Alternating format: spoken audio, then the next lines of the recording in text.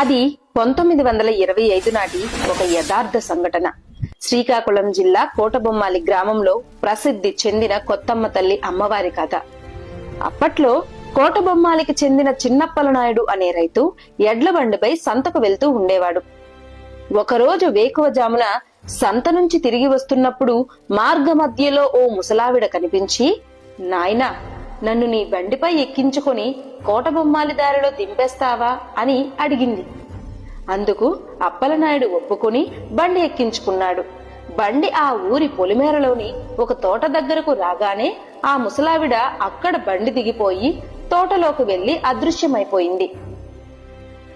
అది చూసి ఆశ్చర్యపోయిన అప్పలనాయుడికి ఆ రాత్రి కలలో అమ్మవారి దర్శనమిచ్చి, నేనే కొత్తమ్మ తల్లి, నేను తోటలోనే వెలిసి ఉంటాను, నేను మాయమైన చోటనే ఉన్నాను. ఉసిరిక వేప చెట్టు దగ్గర ఉన్న రాళ్లలో నా